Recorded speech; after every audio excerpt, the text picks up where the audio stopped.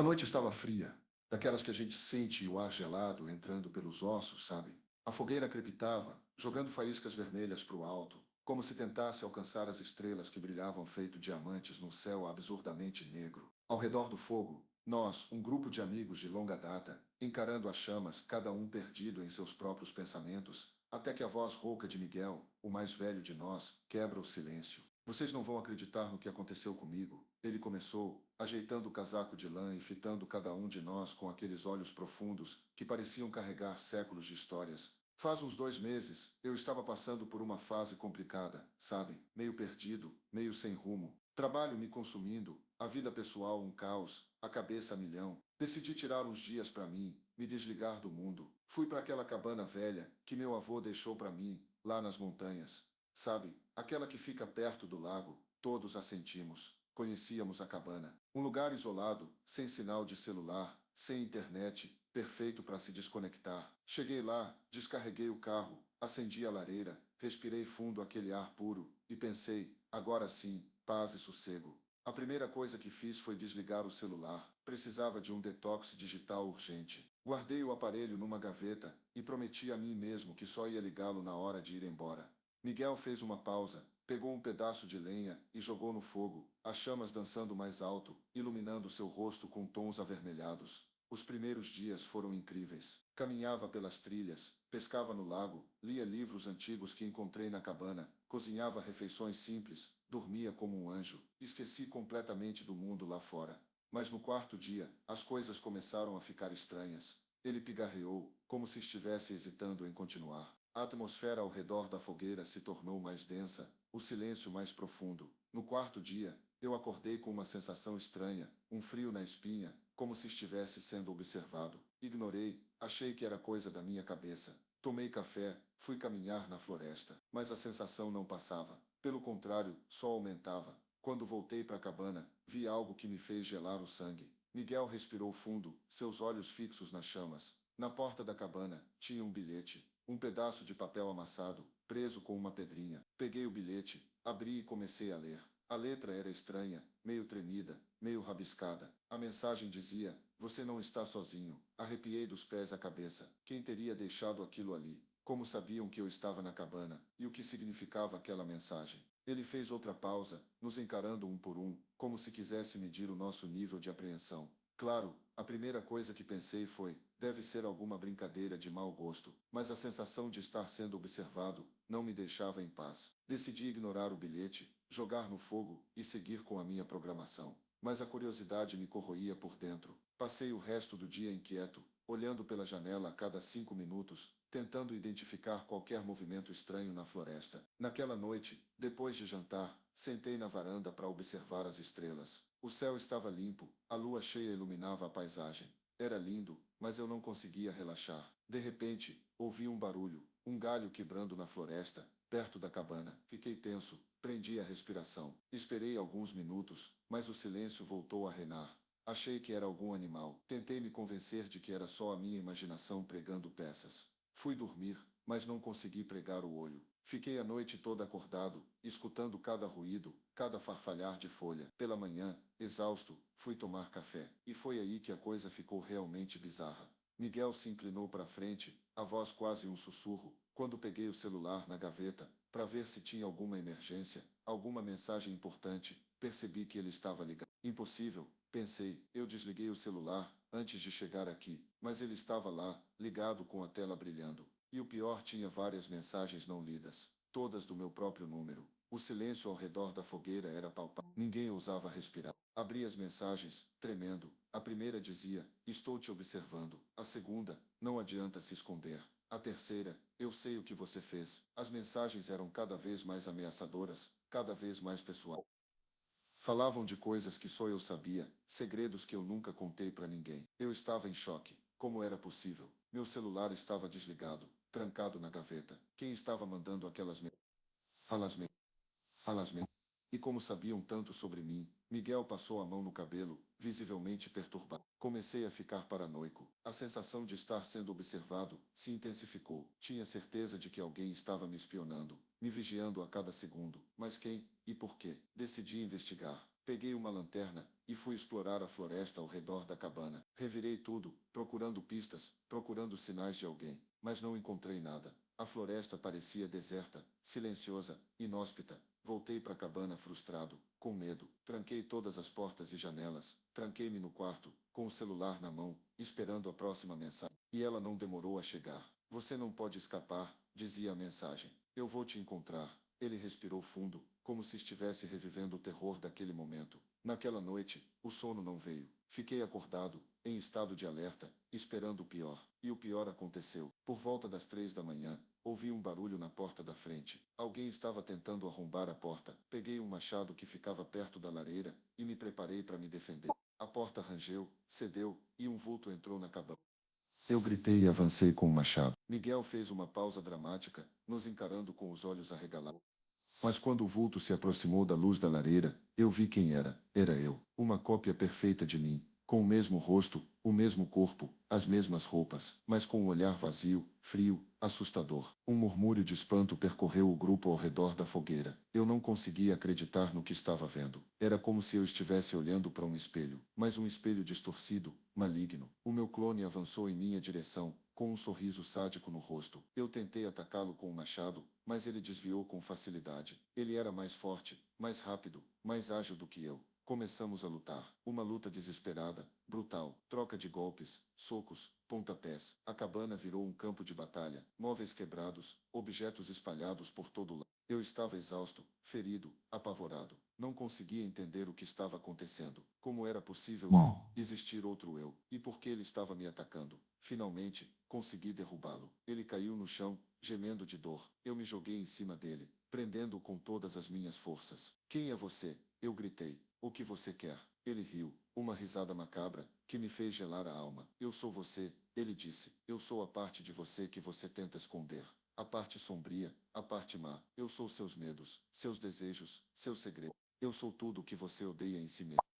E então ele sumiu, desapareceu no ar, como se nunca tivesse existido. Miguel ficou em silêncio por um momento, olhando fixamente para as chamas. Eu fiquei ali, no chão, tremendo, suando frio, sem entender. A cabana estava destruída, meu corpo todo dolorido, minha mente em frangalhos.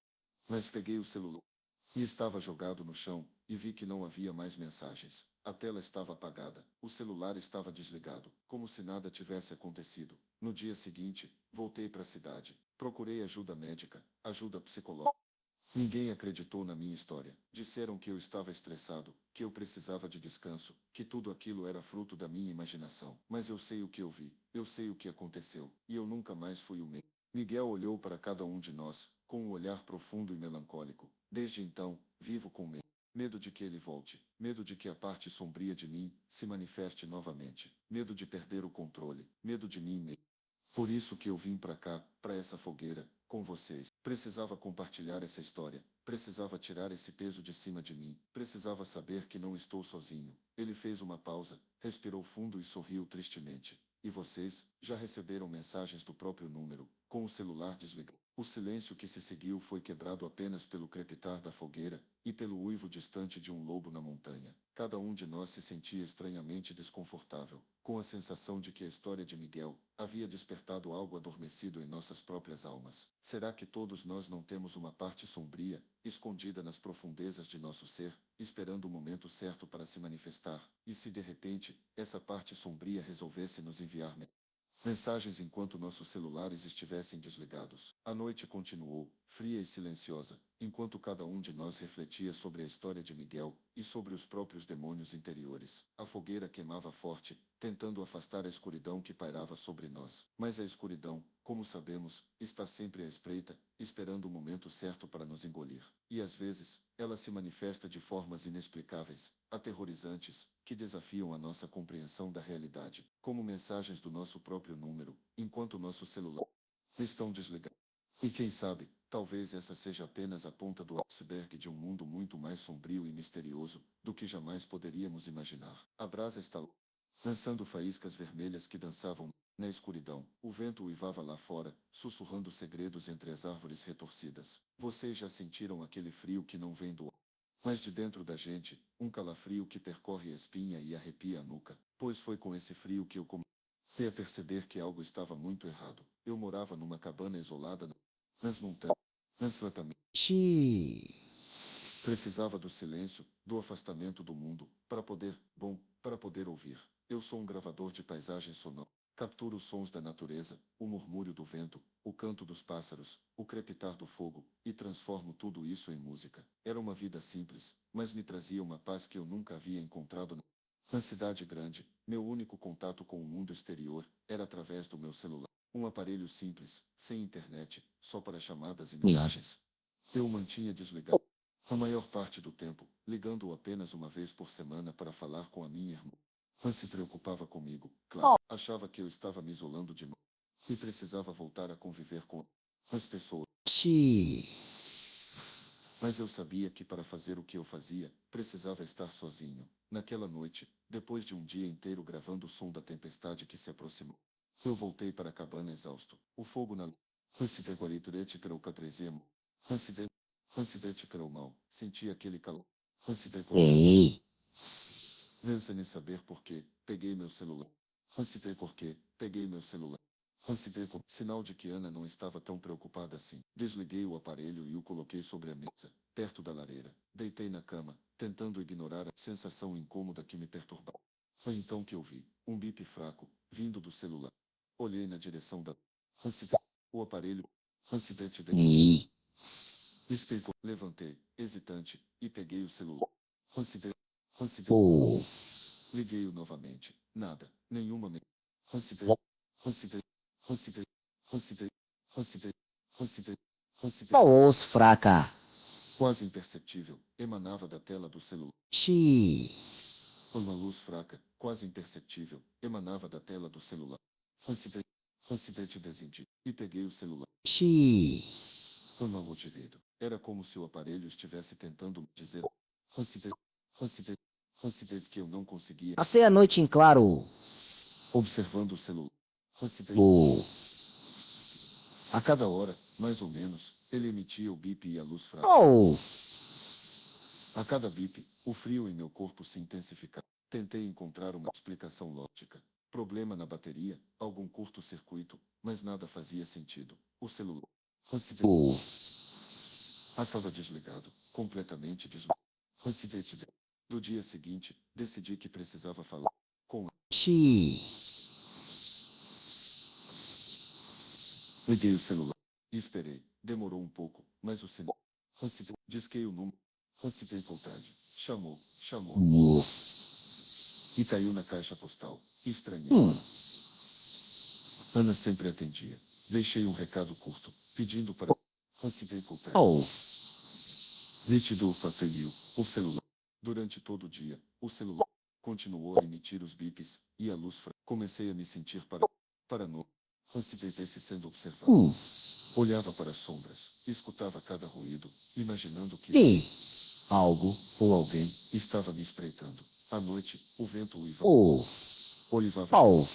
ainda mais forte. A tempestade que eu ia gravado no dia anterior, finalmente chegou. Raios cortavam o céu, iluminavam Oh. a cabana por breves momentos. Trovões sacudiam as paredes, e o celular, ali na mesa, continuava a bipar. De repente, um trovão particular sacudiu a cabana. De repente, um trovão particular Oh. sacudiu, mergulhando o cômodo Oh. na escuridão. O único foco de luz era o celular, que agora brilhava com mais intensidade, pulsando como um coração. Oh. Liguei o aparelho. Oh. Liguei o aparelho. Tremi. Oh. A tela. Oh. Considerei sentir de do lado. Algo. Exuliu, uma energia estranha, vibrante, que emanava. Oh. A fava VIP caiu, a fava do celular, e percorria meu corpo. Então, a tela se iluminou. Oh. Uma mensagem, Sim. ainda do meu próprio número. Cetezu, por favor, me paralisou. Como era possível? Vi o celular. Meu celular estava desligado. Quem estava enviando? Oh. Estava desligado. Oh. Quem estava enviando? Onde? Essas mensagens, e o que significavam? Hum. Você não deveria estar aqui. Tentei responder a mensagem, mas o teclado não funcionou. Oh. A tela estava travada, exibindo apenas a frase. A frase é minha. Desliguei o celular. As mãos trêmulas. Joguei-o na lareira. As chamas o envolveram. imediatamente, consumindo o plástico e o circuito. Observei, hipnotizado. Oh. Enquanto o fogo destruía o aparelho, pensei que o pesadelo. Mas eu estava. No dia seguinte, a tempestade havia passado. Oh. A brisa já brilhava forte, e os pássaros cantavam. A natureza parecia ter voltado à sua tranquilidade. Leve. Mas dentro de mim, o medo ainda persistia. Fui até Oh. a lareira e revirei Oh. as cinzas. Encontrei alguns Oh. pedaços. Texto do celular. Mas algo me chamou a atenção. Um pequeno chip, quase intacto, brilhava entre as cinzas. Peguei o chip e o examinei. Oh. Era o chip da minha operadora. Onde estavam armazenados os meus dados, o meu número de telefone. Senti um frio na espinha. Se alguém tivesse acesso a ele. Voltei para dentro da cabana. Oh. Liguei o meu gravador. Liguei o meu cabeceiro. Oh. Precisava registrar Oh. tudo o que estava acontecendo. Precisava. Oh.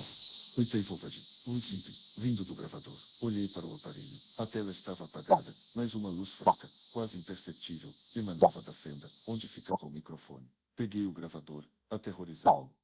A tela se iluminou. Uma mensagem. Oh.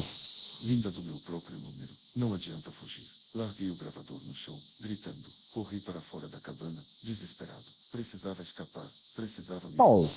daquele lugar maldito. Corri pela floresta, tropeçando nas raízes e nos galhos. O vento sussurrava em meus ouvidos, repetindo a frase. A mesa Tajik. Você não deveria. Oh. Peguei o TV. Você não deveria estar. Oh. Peguei o límpida e fria. Bebi um pouco, tentando me acalmar. Então vi, refletido no Oh.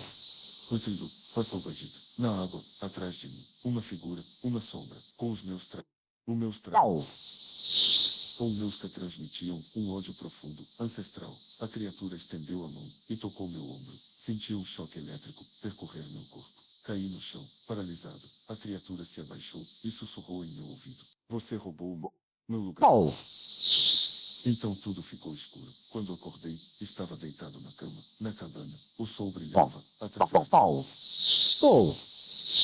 brilhava através da janela. Os pássaros cantavam. Tudo parecia normal. Será que tudo não passou de um pesadelo? Levantei e fui até. Oh.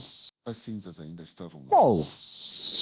Com os pedaços. Liguei peguei o meu celular. Nenhuma Oh.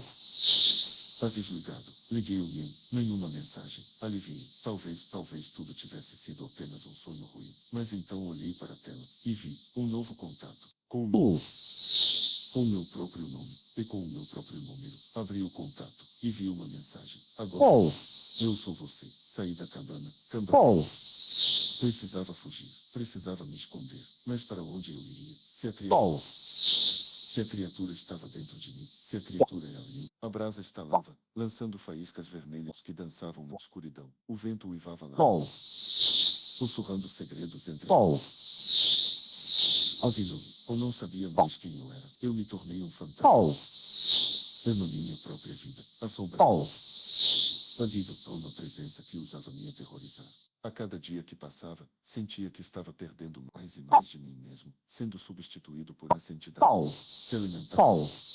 do meu medo e da minha angústia. Tentei procurar ajuda, mas como explicar algo tão absurdo? Como convencer alguém de que meu próprio número estava me enviando mensagens, enquanto meu celular desligado? As pessoas me olhariam como se eu fosse louco, e talvez no fundo eu estivesse começando a acreditar que era. A floresta, que antes era meu refúgio, se tornou um labirinto de sombras e sussurros ameaçadores. Cada som, cada movimento, me fazia pular de susto, esperando ver aquela figura com meus traços e olhos vazios. Dormir se tornou um suplício, pois era nos sonhos que a criatura se manifestava com mais intensidade, me mostrando cenas de um passado que eu não reconhecia, de uma vida que nunca vivi. Decidi que precisava descobrir a origem dessa entidade, o motivo pelo qual eu estava me atormentando. Comecei a pesquisar sobre a história da cabana, sobre os antigos moradores daquelas terras, buscando alguma pista que pudesse me dar uma luz. Encontrei relatos de desaparecimentos misteriosos, de pessoas que sumiram sem deixar rastros, como se tivessem sido engolidas pela floresta. Havia também lendas sobre espíritos vingativos que habitavam as montanhas, almas atormentadas, que buscavam vingança contra os vivos. Uma das lendas me chamou a atenção.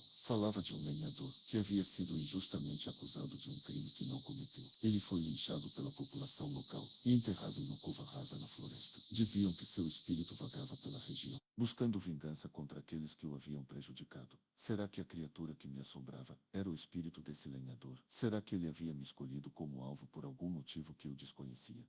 Decidi procurar o local onde o lenhador havia sido enterrado, na esperança de encontrar alguma resposta. Passei dias vasculhando a floresta, seguindo as pistas vagas que encontrei nos relatos antigos. Finalmente, encontrei uma clareira isolada, onde uma velha cruz de madeira estava caída no chão, coberta por musgo e folhas secas. Senti um arrepio percorrer minha espinha. Era ali, o local do enterro do lenhador. Comecei a cavar com as mãos, removendo a terra e as folhas que cobriam a cova. À medida que cavava, o ar se tornava mais frio e denso, e um cheiro nauseante de terra úmida e de decomposição invadia minhas narinas. Finalmente, encontrei algo, um osso.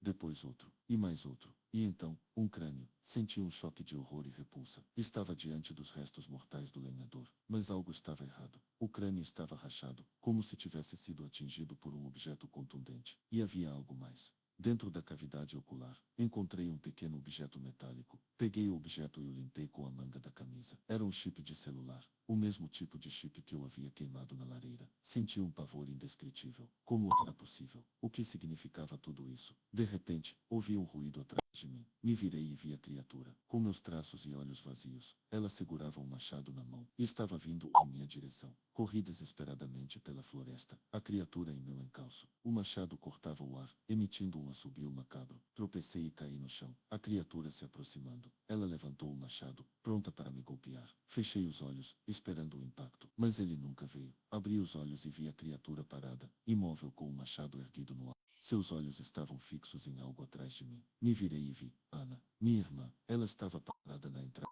da clareira com o celular na mão, e a tela do celular brilhava. Uma mensagem, vinda do meu número. Eu sinto muito. A criatura gritou e se contorceu, como se estivesse sendo torturada. Então desapareceu, se desfazendo em fumaça. Ana correu até mim e me abraçou. Chorei em seus braços, aliviado e confuso. Ela me explicou tudo. Quando eu ligava o celular, ela recebia mensagens estranhas, vindas do meu número, mesmo quando eu dizia que o aparelho estava desligado. No início, pensou que fosse uma brincadeira de mau gosto, mas depois, as mensagens se tornaram mais sinistras e ameaçadoras. Ela ficou preocupada e decidiu vir me visitar. Quando chegou na cabana, não me encontrou, mas encontrou o gravador, com as mensagens da criatura. Ela entendeu que algo estava muito errado e decidiu me procurar na floresta. Usando o celular, ela conseguiu rastrear o sinal do meu chip, que estava emitindo as mensagens. Foi assim que ela me encontrou, na clareira, prestes a ser morto pela criatura. Ela não sabia como, mas de alguma forma, o celular estava conectado ao espírito do lenhador, e era através dele que a criatura se comunicava e me atormentava. Ao usar o celular, ela conseguiu interromper a conexão e libertar